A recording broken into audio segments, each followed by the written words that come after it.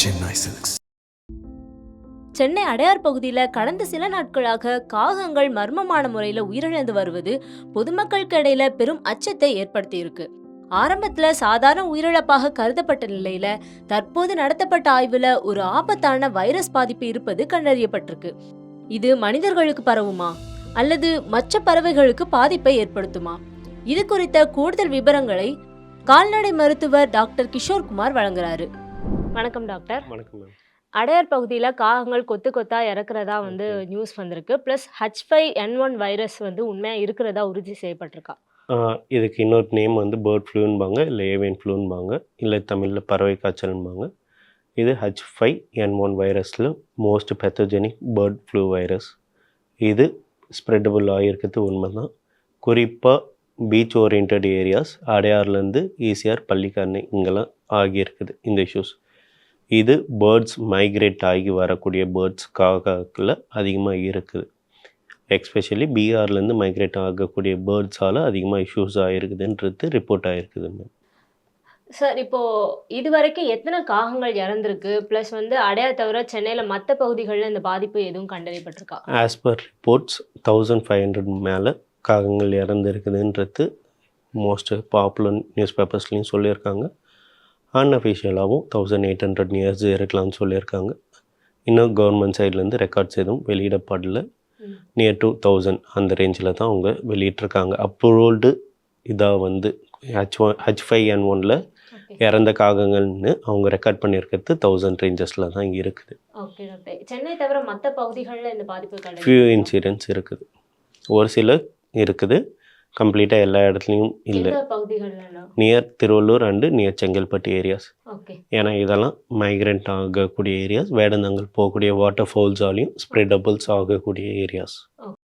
இப்போ இந்த வைரஸ் காகங்களை தவிர்த்து மற்ற பறவைகளுக்கு பரவுறதுக்கு வாய்ப்புகள் அதிகமாக இருக்குதுங்க.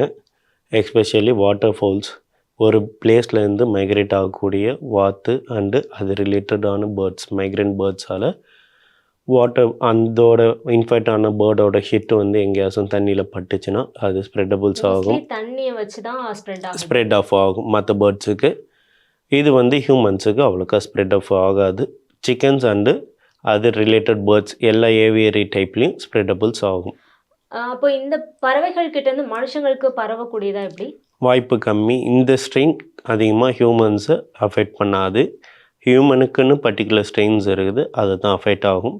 சப்போஸ் நீங்கள் அஃபெக்ட் ஆன பேர்டோ இல்லை வேறு ஏதாச்சும் நீங்கள் ஹேண்டில் பண்ணுற மாதிரி இருந்தால் மினிமலாக க்ளவுஸ் போட்டுக்கோங்க. மாஸ்க் போட்டு நீங்கள் ரிப்போர்ட் இல்லை எதுவுமே க்ளீன் அப் பண்ண முடியல அப்படின்னா நீங்கள் அதை க்ளீன் அப் பண்ணிக்கலாம். இல்லைன்னா எனக்கு சோஷியல் மெஷர்ஸ் வேறு எதுவும் இல்லை, நான் டக்குன்னு எடுக்கணும் அப்படின்னா இந்த மெஷர்ஸ் பண்ணிக்கலாம். இல்லைனா பப்ளிக் பாடிஸ் கிட்ட சொன்னீங்கன்னா அவங்களே கிளியர் ஆஃப் பண்ணி கொடுப்பாங்க. பரியல் அண்ட் இன்சினேஷன் கம்பல்சரி பண்ணும். Okay doctor. இன்கேஸ் மனுஷங்களுக்கு பரவுது அப்படின்னா என்ன மாதிரியான அறிகுறிகள் இருக்கும்? இப்போ மனுஷங்களுக்கு பரவுதுன்னா எனி இன்ஃபெக்ஷன் ஃபஸ்ட்டு ஃபீவர் வரும் அண்டு காஃப் வரும். இது குறிப்பாக ரெஸ்பிரேட்டரி டிசீஸை பேஸ் பண்ண டிசீஸ். அதனால் உங்களுக்கு காஃப், கோல்டு இருக்கும், சோர் த்ரோத் இருக்கும் அண்டு ஜிஐ சம்மந்தமான ஒரு சிலருக்கு வாமிட், டயரியா இருக்கும். எல்லாருக்கும் இருக்கணும்னு அவசியம் இல்லை. மேக்ஸிமம் காமன் சிம்டம்ஸாக ஃபீவர் அண்ட் காஃப், ஸ்னீசிங் இருக்குமா. ப்ரைமரியாக ஒரு ஹியூமன் டாக்டர்ஸ் கிட்ட போய் செக்அப் பண்ணிவிட்டு உங்களுக்கு காமன் கோல்டா இல்லை அதர் தென் H1 ஏவியன் ஃப்ளூ தவிர்த்து வேறு டிசீஸஸாக பார்த்துட்டு அதுக்கு தகுந்த மாதிரி அவங்க மெடிகேஷன்ஸ் பண்ணுவாங்க.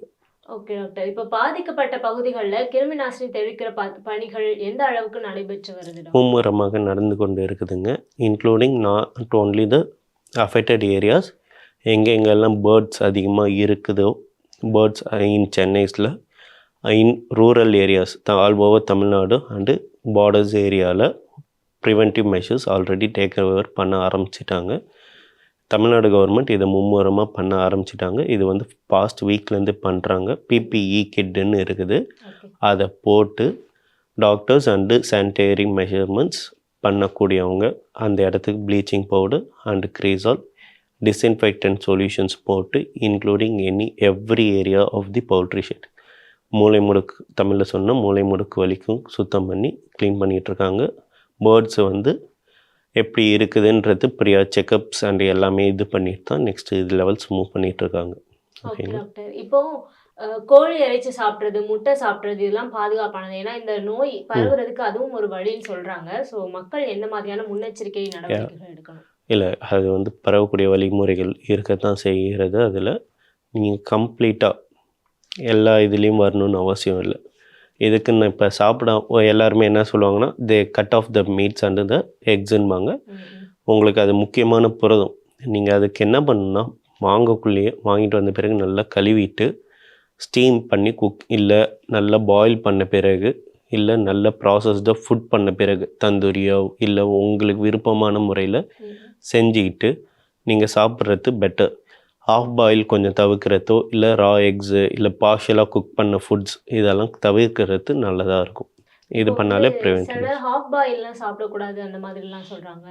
அது உண்மை தாங்க. இப்போ வந்து எல்லா பேர்ட்ஸ்லேருந்தும் உங்களுக்கு சால்மனல்லா இன்ஃபெக்ஷன்ஸ் வராது. ஒரு சில டைம் பவுல்ட்ரி ஃபார்மில் சால்மன் அவுட் பிரேக்குன்றதோ ஈகாலி அவுட் பிரேக்குன்றதோ ரொம்ப காமனாக நடந்துகிட்டு இருந்தது. இப்பயும் வந்து ஒரு சில பவுல்ட்ரி ஃபார்ம்ஸில் நடக்கும். எங்கே புவர் ஹைஜீனாக மெயின்டைன் பண்ணுறாங்களோ அந்த மாதிரி இடத்துல நடக்கும். அதனால் வந்து உங்களுக்கு அந்த எக் ஷெல்ஸுக்குள்ளார ஊடுருவி எக்குள்ளாரையும் அது ஸ்டோர் ஆகிடும். நீங்கள் ராவாக எடுத்துக்கக்குள்ள இல்லை உங்களுக்கு இம்யூன் சப்ரேஷனாக இருக்கக்குள்ள அது வந்து ஈஸியாக பாஸ் அவுட் ஆகும். அதனால் நீங்கள் ஆஃப் பாயிலோ இல்லை ரா எக்ஸோ எடுத்துக்கிறது எப்பயுமே, including minus. Raw egg use பண்ணக்கூடிய மைனஸும் டாக்ஸிக் தான் அண்டு விஷப்பொருள் தான். ஏன்னா அதுலேயும் பாக்டீரியல் கண்டென்ட் இருக்கும்.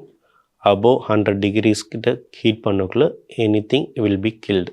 ஸோ ஃபுல்லாக பாயில் பண்ணிட்டு சாப்பிட்றது பெட்டர். Okay doctor. இப்போ செல்ல பிராணிகள் வளர்க்குறவங்க தங்களோட பிராணிகளை இந்த வைரஸ் தொற்றுலேருந்து எப்படி பாதுகாக்கணும்? H5N1 வைரஸ் வந்து செல்ல பிராணிகளை தாக்காது. இது வந்து more related to poultries and somely related to humans. Okay doctor. இப்போ வந்து மக்களுக்கு வர சந்தேகங்கள் பற்றி கேட்குறோம். ஃபர்ஸ்ட் வந்து நான் ஹாஃப் பாயில் பற்றி கேட்டேன். இதுக்கு முன்னாடி சென்னையில் இந்த மாதிரி வந்திருக்கா டாக்டர்? இப்போ வந்து இப்போ தான் நீங்கள் சொன்ன மாதிரி திருவள்ளூரில் சில கேசஸ் நீங்கள் இதுக்கு முன்னாடி எல்லாம் இருந்திருக்குது. பட் க்ரோஸில் அவ்வளோக்கா ரிப்போர்ட் ஆகலை. வாட்டர் ஃபால்ஸில் ரிப்போர்ட் ஆகிருக்குதுங்க. Okay doctor. இப்போ வந்து வழக்கமாக நீங்கள் சொல்கிற மாதிரி கோழி பண்ணையில் அதிகமாக கோழி இறக்குறதா அந்த மாதிரி நியூஸ் கேள்விப்பட்டிருக்கோம். ஏன் திடீர்னு இந்த மாதிரியான காகங்கள் செத்து விடுறது இது மாதிரியான விஷயங்கள் இப்போ வந்து அது எங்கேருந்து ஆரிஜினேட் ஆகுதுன்றது அண்ட் கேரியர் ரோஸ்ட்டை பொறுத்து மாறுபடுமா. இப்போ வந்து இதுக்கு முன்னாடிலாம் ரீசெண்டாக வந்து பார்த்திங்கன்னா கேரளா பார்டர்ஸில் பார்த்துருப்பீங்க அண்ட் ஆந்திரா பார்டர்ஸில் பார்த்துருப்பீங்க. அங்கேருந்து வர கோழிகளையும் தடை பண்ணியிருப்பாங்க. ஏன்னா அங்கெல்லாம் அவுட் பிரேக் இருந்தால் தான் வரும். இது வந்து மைக்ரேஷன் ரூட்ஸ்னு ஒரு சிலது இருக்குது. இப்போ நீங்கள் எக்ஸாம்பிளுக்கு கொரோனாவும் பார்த்தீங்கன்னா ஃபஸ்ட்டு நார்த் இந்தியாவில் இருந்துச்சு. அதுக்கடுத்து ஸ்விட்ச் டு வெஸ்ட்டு அந்த ஈஸ்ட் அப்படி தான் மாறி தான் வந்துட்டு இருந்தது. இது ஒரு வைரஸ்க்கு வந்து பர்சன்ஸ் எப்படி மைக்ரேட் ஆகுறாங்கன்றது பொறுத்தும் சோர்ஸ் எப்படி மைக்ரேட் ஆகுறதுன்றது பொறுத்தும் தான் இன்ஃபெக்ஷன்ஸ் மாறுபடும். இப்போ இங்கே வந்திருக்கிறது வந்து க்ரோ மூலிமா வந்திருக்கிறது இப்போ சென்னையை தாக்க ஆரம்பிக்குதுன்னா சென்னையிலேருந்து நெக்ஸ்ட் யாராச்சும் பேர்ட்ஸ் மைக்ரேட் பண்ணாங்கன்னா அந்த ட்ராக் பார்ட்டில் தான் மூவ் ஆஃப் ஆகுமே தவிர்த்து உங்களுக்கு சென்டர் ஆஃப் தமிழ்நாட்டிலேருந்து வராது. ஸோ அந்த சோர்ஸ் ஆஃப் பார்ட் இப்போ சென்னையிலேருந்து வரலாம். இல்லைன்னா இதே மாதிரி தான் அந்த ரீசனும் மாறுபடும். ஏன்னா இப்போ உங்களுக்கு ரிப்போர்ட் வந்து பீகார்லேருந்து வந்த மாதிரி போட்டிருக்காங்க என்டிடிவி நியூஸ் பேப்பரில். ஸோ அதுக்கு ரிலேட்டடாக தான் இது மூவ் ஆஃப் ஆகும். Okay doctor. இப்போ வந்து இன்கேஸ் என்னோட பகுதியில் ஒரு காக்கா வந்து இந்த மாதிரி இறந்து கிடக்குதோ, ஏதோ டிசீஸ் ஆகி கிடக்குது, இப்போ நான் உடனே யாருக்கு தகவல் சொல்லணும்? அது தொட்டாலே எனக்கு வியாதி வந்துருமா? இல்லைங்க, உங்களுக்கு தொட்ட உடனேலாம் வராது. ஃபர்ஸ்ட் ஆஃப் ஆல் நீங்கள் அப்படி தொட்டுட்டீங்க, நீங்கள் ஆக்சிடென்டலாக ஒரு காக்கா வந்து துடிச்சிட்டு இருக்குது, இல்லை நீங்கள் வந்து ஒரு ரொம்ப டல்லாக படுத்துட்டு இருக்குது அப்படின்னக்குள்ள நிறைய பர்சன்ஸ் வந்து போய் எடுத்துருவாங்க.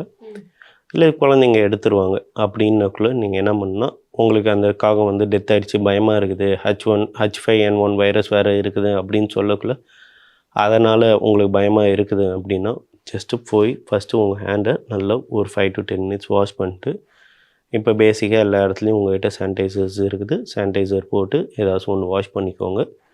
வித்தின் 2 to 3 டேஸில் உங்களுக்கு ஏதாச்சும் சிம்டம்ஸ் ஸ்டார்ட் ஆகுதுன்னு பார்த்துட்டு அதுக்கு தகுந்த மாதிரி நம்ம ட்ரீட்மெண்ட் பண்ணிக்கலாம். நீங்கள் எப்படி டிஸ்போசல்ஸ் பண்ணணுன்னா உங்கள் பப்ளிக் பாடிஸை அப்ரோச் பண்ணிங்கன்னா தே வில். ஏன்னா எல்லா இடத்துலையும் ரூரல்ஸ்னால் பரியல் அண்ட் இன்சினேஷனுக்கான எல்லாமே அவங்க ஃபெசிலிட்டிஸ் ஈவன் ஃபார்மர் ஏரியாவில் பண்ண முடியும். நீங்கள் இருக்கக்கூடிய அர்பன் ஏரியாஸில் அப்படி பண்ண முடியாது. ஸோ அதுக்குன்னு அவங்க சம் பிளேசஸை அரேஞ்ச் பண்ணுவாங்க.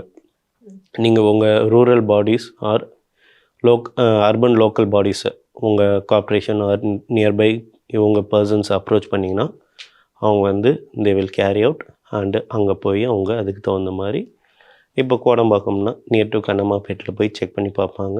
அந்த வைரஸாக இருந்தால் இன்சினேட் பண்ணுவாங்க, இல்லை பரியல் அந்த மெத்தட்ஸ் அவங்க பண்ணுவாங்க. Okay okay doctor. இப்போ வந்து இந்த பறவை காய்ச்சல் வந்து அறிகுறி வந்தால் என்ன பண்ணணும், ப்ளஸ் பரவாமல் தடுக்கிறதுக்கு என்ன பண்ணணும் டாக்டர்? அறிகுறிகள் வந்தால் ஹியூமனாக இந்த ஆன்டிபயோட்டிக்ஸ் அண்டு ஆன்டிவைரல் ட்ரக்ஸுக்கு பொறுத்து அது இது பண்ணிக்கலாம். பேர்ட்ஸ் டிபெண்ட்ஸ் ஆன் சிம்டம்ஸ் நம்ம ட்ரீட்மெண்ட். 2 பேர்த்துக்குமே சிம்டம் என்ன நோய் காரணிகள் காட்டுறாங்களோ அதுக்கு தகுந்த மாதிரி தான் வைத்தியம். ப்ரிவென்டபிள், இப்போ ஒரு பேர்ட் நீங்கள் தொடுறீங்கன்னா ஃபஸ்ட்டு ஹேண்ட் வாஷ், பேசிக் மெஷர்ஸ் பண்ணிக்கோங்க.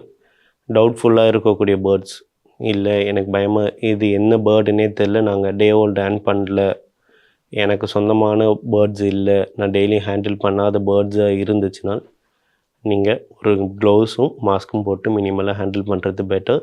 அதோட ட்ராப்பிங்ஸ் ஆர் அதோட எச்சில்கள் இதெல்லாம் வந்து தொடாமல் இருக்கிறது பெட்டர். இப்படி பண்ணக்குள்ளேயே நீங்கள் 70 to 80% ப்ரிவெண்ட் உங்களே பண்ணிக்கிறீங்க.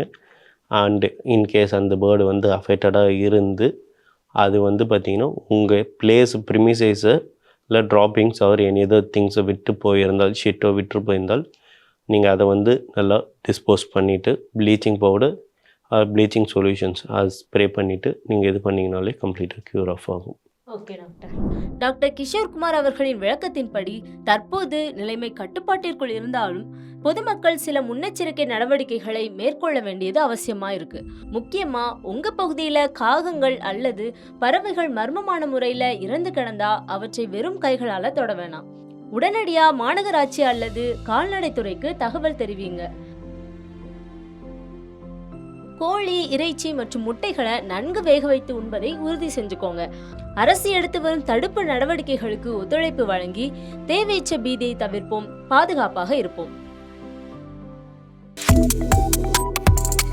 Subscribe to One India and never miss an update.